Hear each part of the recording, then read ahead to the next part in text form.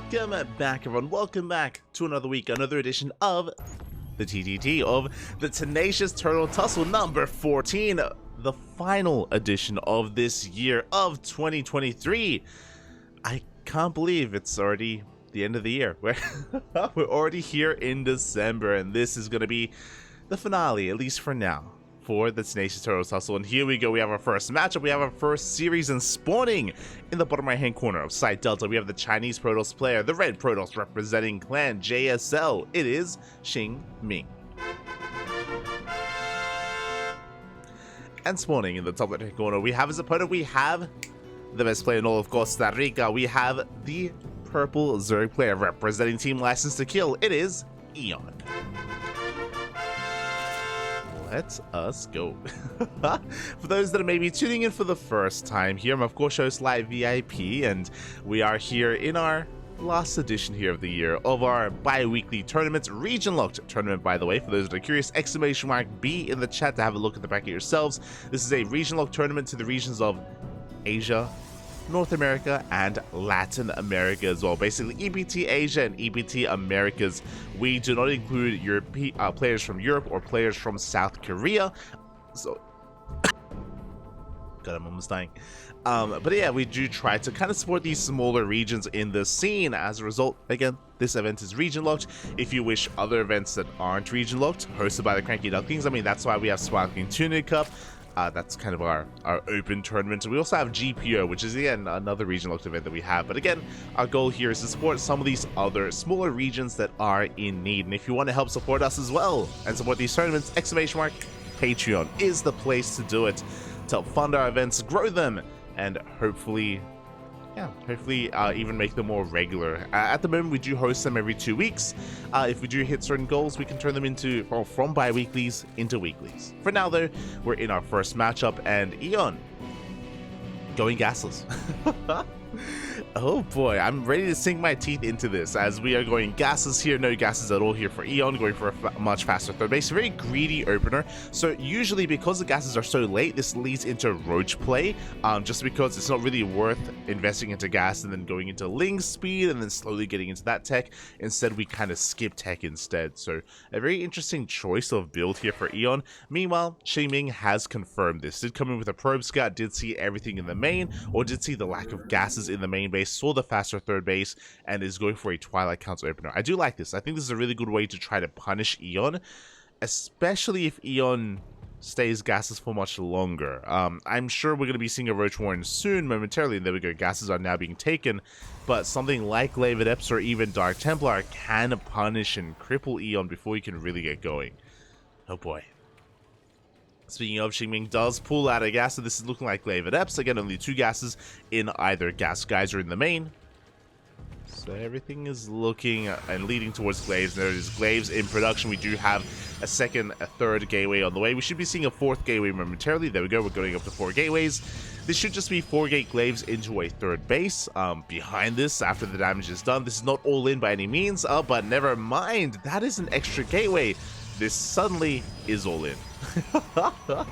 This is not 4 gate Glaive Adepts, which is why I'm a little bit concerned when it comes to the gas income. So usually if we double down and go for a 2 base all in, and this is 6 gateways, this is an all in, we go up to 3 workers in each gas geyser, just because we do need the extra gas here for additional production. Regardless, we are going to be committing quite hard, and EON still working on his gases, still no Roach Warren, still no Bailey Nest, still no Ling Speed, still no nothing. Only drones. Ling Speed does start up, we do not skip it. Spore Crawlers are being thrown down to be safe. EON doesn't know what's coming, and by the time he does, it could all be over. It could all be over, and here we go. XingMing is going to be moving out across the map. EON back at home. Getting a 4th? He's crazy. Oh my, the greed here. It's insane. A 4th base before the Roach Warren, now taking more gases. Looking at the units tab, we have 5 queens. That's all we have. 5 queens and 4 lings. There's the Roach Warren now on the way. This should be a kill move. This should more than punish EON. This should kill him. There's no way he can get away with this, as here we go. The Adepts, they make their way in towards a natural base. Queens are helping out. Boys have to be pulled, and so much is going to go down here. We don't have WCS game hard, but you can imagine how high the death toll is as we look here. 26 drones, no shots. And I'd say shade into the main base, soon to be 30 plus workers. This is disastrous here. So many drones go down. This is snowballing out of control. And again, EON was just far too greedy. He cut, not just, there were no corners, 0 corners whatsoever. Every corner was cut. Boys have to be pulled. GG gets called, and XingMing takes game number 1. Oh. GG. GG, well played. Not much to that game other than, again, EON being as greedy as possible. You can't get much greedier than that. Going gasless, still getting into link speed, taking 4 gases before your Roach Warren, getting into a 4th hatchery. That was wild. And blindly, I would say that that's an okay build to whip out against a Stargate opener. But I have to give credit to the Protoss here. I have to give credit to XingMing here for not just punishing him, but scouting and recognizing kind of the weaknesses in EON's build and recognizing like what he had available, what he didn't have available to defend, seeing the lack of gases and just very quickly opting to punish it. Not even just going for a 4-gate glaive, just for doubling down on 6 gateways. Oh, that was, yeah, cherry on top. GG. GG. And with that, oh, sorry, I have to fix our race logo. There we go. With that, XingMing does take game number 1, and now we're getting into game number 2. And spawning in the bottom left-hand corner of Hecate, we have our red Protoss player leading the series 1-0. It is XingMing. And spawning in the top right-hand corner, we have as opponent, we have the purple Zerg player representing Team License to Kill. It is EON. Down in this series, looking to fight back, looking to try to force the ace match here, and again, a pretty disastrous start.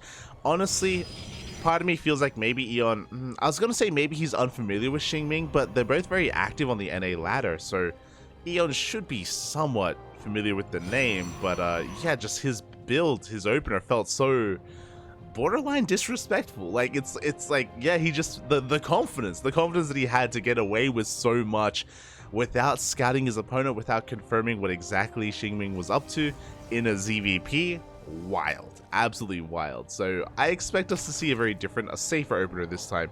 It's gonna be a hatch. Oh, it's gonna be a hatch pool opener. Once again, no gas. Okay, good. It's gonna be a hatch pool gas. Interesting. So not the most economic opener, but a little bit safer in the end. Going for the faster spawning pool means faster lings, faster queens. Obviously, we're gonna be delaying our tech and delaying link speed, but yeah, with the faster queens, a little bit safer overall. So interesting build. Interesting opener of choice here from EON. Maybe a little bit concerned that XingMing would try to double down on some kind of cheese early on and try to catch his opponent off guard. EON just making sure that that is not the case, as the Overlord is coming in for a scout and confirming what is here on the low ground.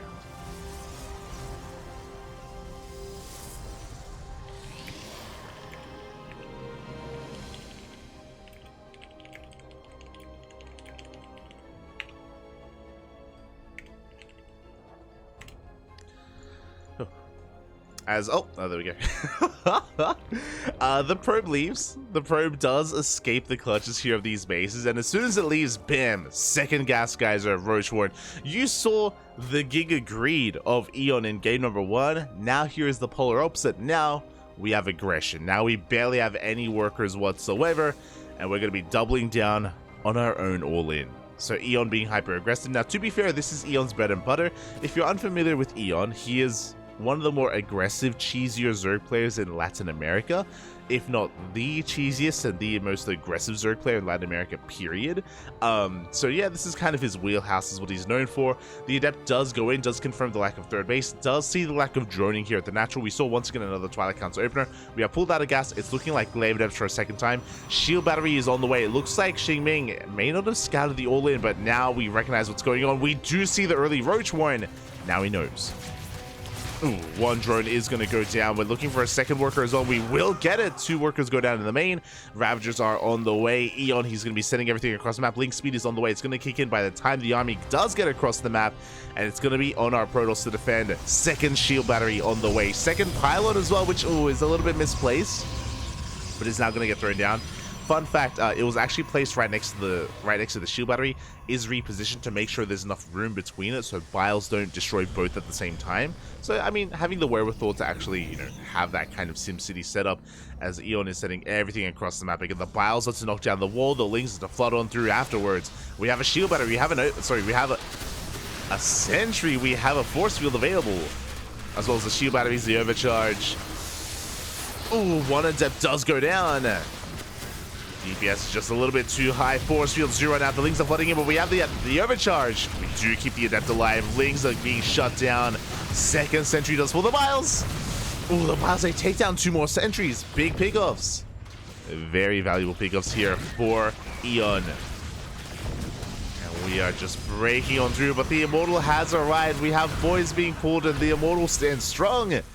Doesn't focus out the Ravagers yet. There's still 3 of them alive. The Lings, they just keep flooding in. The wall is still not a wall. The Vials, the surround, up, the Immortal.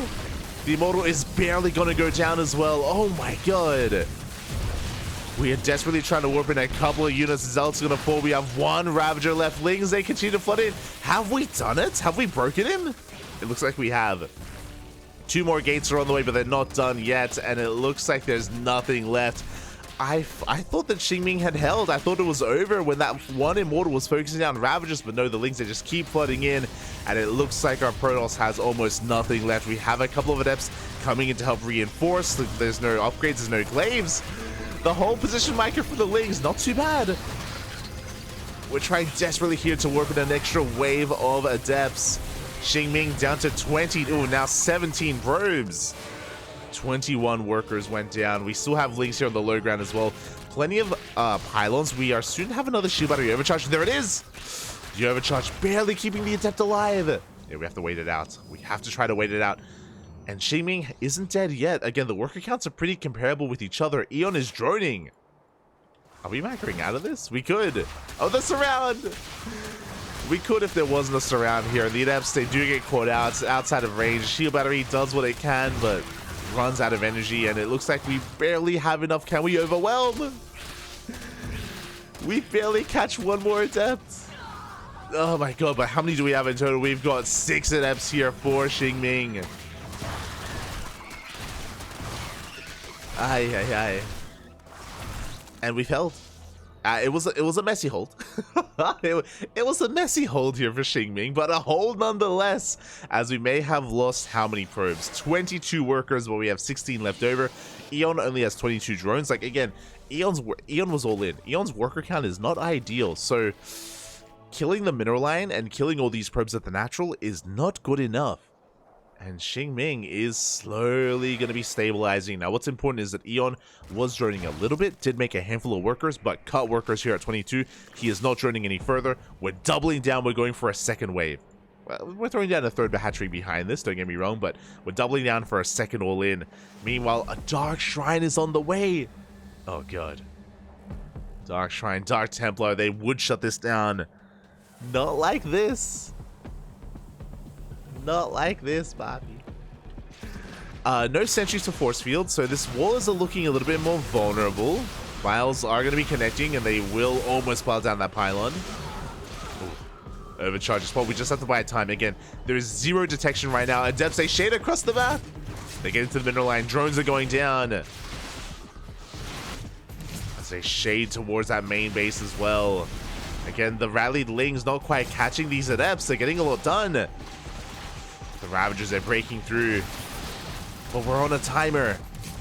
Adepts are wreaking havoc. They're just eviscerating that mineral line. The Lings, they bust in, but the Dark Shrine's about to finish. It's about to complete. No shot. Probes are falling. We break the natural, but the natural doesn't matter. We have to break into the main. There we go. We take down the Stalker. We take down a couple of Adepts. The DTs are coming in. Biles. We don't see. We don't know. Oh my god, but we do break through the army, and even though there is a Dark Templar, we can still clean up all these probes. DT is putting in a lot of work, but probes are going down. The Biles! massive piles. Every single worker's gonna go down. GG gets called, and EON ties up the series 1-1. Oh my god. That was crazy. GG, well played. EON barely pulling off the all-in. Again, if we only had a couple of extra units or even a faster Dark Shrine, just unfortunately the DTs came in a little bit too late. By the time they did, as we saw, there just wasn't enough DPS to actually protect the mineral line and keep the worker count safe. EON was able to just focus everything down, and that was pretty close. That was yeah. That was uncomfortably close. Oh my god. And now we're getting into the ace match. It all ends in game 3 on hard lead. Here we go.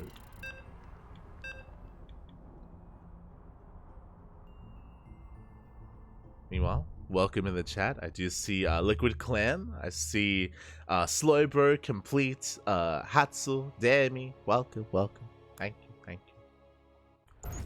Thank you all for jumping by for the support as we delve into the ace match, the final game here of this best of 3. And spawning in the bottom right hand corner of hard lead, we have the Chinese Protoss player, the Red Protoss, representing team JSLS. It is XingMing.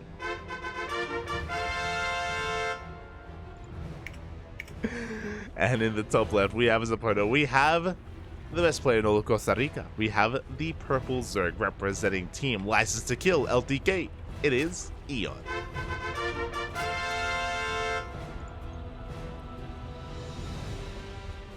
Oh boy. Here we go. We do have our overlords being sent out, and hard lead is one of the shorter rushes maps in the map pool. Aggression is typically expected on a map like hard lead, and I'm not saying there's going to be a 1-base all-in as we saw previously, but Twilight Council openers, 3-base saturation into a big queen push, or a roach-based all-in on 2 bases. That is more of what we expect to see here on a map like this.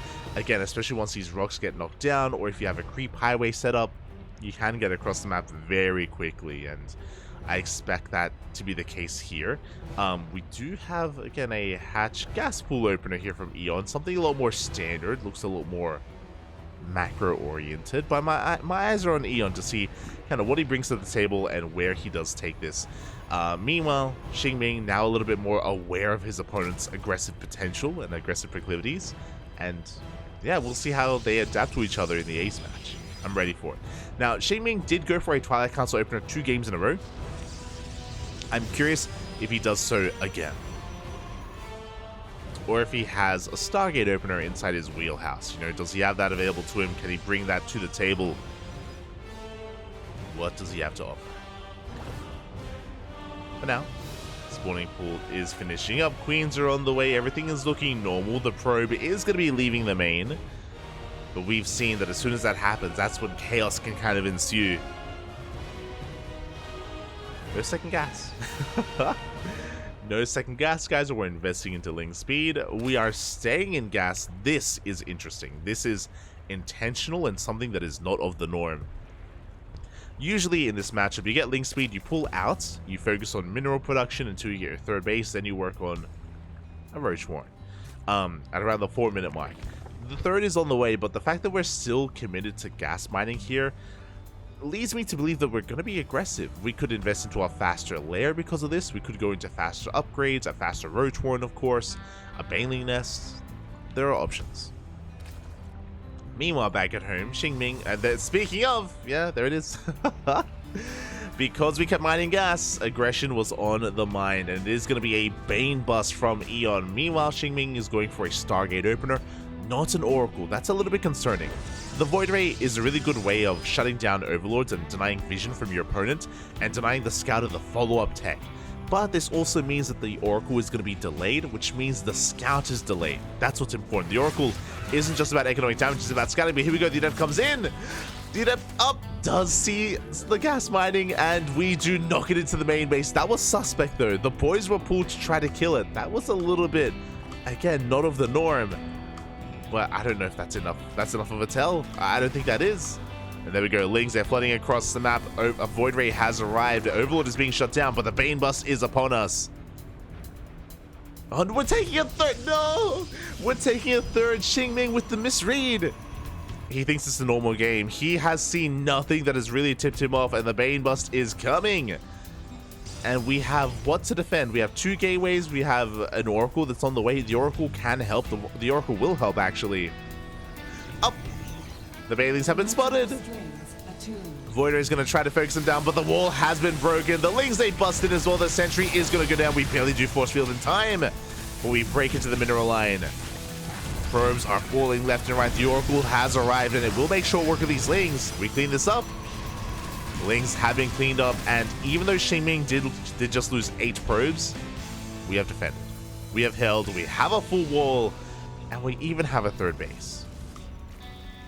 Oh, we're trying for a second Bane Bust. Still just flooding Lings across the map. We're droning a little bit at least, but we're committed. Especially with XingMing getting away with a third, EON has to do damage. He has to either bust in and kill the mineral line, or at least deny the third base. And he hasn't seen it. He doesn't know. Doesn't know that the third has been taken. Otherwise, these Lings have a lot of work to do. Meanwhile, behind this, we have a second Stargate and a fleet beacon on the way. We are rushing into Tempest or Carriers, either or. Both would be amazing in this situation. Oracle gets across the map. We're killing workers. We confirm the droning is occurring. Big scout here for XingMing. We do barely escape with the Oracle as well. Meanwhile, the Lings, they will check the third. They will see that it's already up and running, and we need to deal with this. Thankfully for EON, there is no shield battery. But the positioning here, the SimCity is a little bit brutal. The Oracle is out of energy. We will break through these adepts. We will get into the mineral line. I don't think we can kill the base. It's going to be close. We honestly, we need to. We need to kill this base. We do deal with the shields, and it looks like up. It looks like we will get a kill on the Nexus, just barely. DPS from the Void Ray is not good enough. This is a good start. A good start here for EON as he gets the hell out of there. Now, the problem is this. We have carriers in production. We have +1 ship weapons or +1 air attack as well. Now, if EON were to check this wall, he would see the upgrade on the cyber core, and that is a massive tell. That would be enough to tell him it's Skytos. And he needs to check. And he will. Lings are... hopefully he does. Lings, they do dip forward, and they do get eyes on the wall. They should notice that the Cybercore is researching. They should, but I don't know if he did, because we're still droning. Carriers, oh my god, almost reveal themselves. Yeah, Queens are not in production, and these carriers have been successfully... successfully hidden. You can see intentionally so the carriers are pivoting back. And how many Queens do we have? 6. 6 Queens, that is not enough. It's an okay amount, don't get me wrong, but we do need more. Especially to deal with not just 2 carriers, but soon to be 4 carriers. Ideally, you want at least 8 Queens. I mean, ideally more than that, but 8 Queens can be the bare minimum to defend against this. You will have enough engine for transfuse. A Spore Crawler, carriers have now revealed themselves, and EON is woefully underprepared. Queen's going to be coming in. We are going to be focusing on the hatchery. And that's going to be a cancel on that base. We do focus down one of the Queens. Yeah, all 3 of these should go down. 3 Queens, not good enough. Harrier is taking some damage. But yeah, every single Queen is going to be falling. At the same time across the map, we tried to go for a run by, but alas, we have the Void Ray back in to defend. And these carriers, they're going ham. They're going uncontested. We have a Hydroden in production. We're focusing down the spawning. Okay, I was like the spawning pool. Roach is going for a counterattack, but we have carriers back at home to defend. The Spore goes down. The Queens are going down. 10 Hydras are on the way. But these trades are insane. We're going to get every single worker in the main base. Hydras, they will pick off these carriers, especially if the carriers, if they're a little bit more exposed out in the center of the base. But even then, my god, we're just getting so many overlords. The Hydras reveal themselves, the carriers, they can just back off and recall. But they're taking the fight. They're going to win the fight as well. There just isn't enough anti-air. Wasn't enough of a heads up.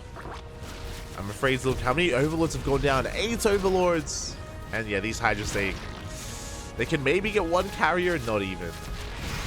They don't have the range for it, so they get cleaned up, and that's gonna be all she wrote. That's gonna be all we had left.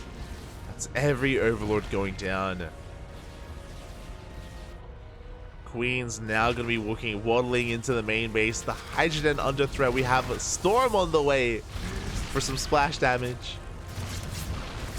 And XingMing is gonna be looking to take the series. Is gonna be looking to advance on here in the tournament. Went all the way to the ace match, but here the Bane Bust just didn't do enough damage. It wasn't worth it. And the carrier rush has just, been unscattered and just has overwhelmed EON at this point. Hydrogen has been sniped. EON still on almost 2 base saturation, but there it is. GG, well played. XingMing will take the series 2-1, advancing on to the next round. GG. That was disgusting. GG, well played. My heart goes out to EON, and again, like, it's a bit of a give and take. On the one hand, EON was unable to scout his opponent, so this wasn't like he was in the dark. He didn't know what was coming his way. But at the same time, the Bane Bust was also a little bit lackluster, right? It's like, it was a shame that the force field went off and that XingMing was able to slow down the Link Flood when he did. And yeah, we just wasn't able to quite execute that in time. Wasn't able to, or EON wasn't able to do enough damage to really make that Bane Bust worth it in the end. Did kill the third, which was nice, but wasn't enough. Was not enough. And with that, we're going to be moving on here into the next round, and we can take a moment to have a look at the brackets. Here we go.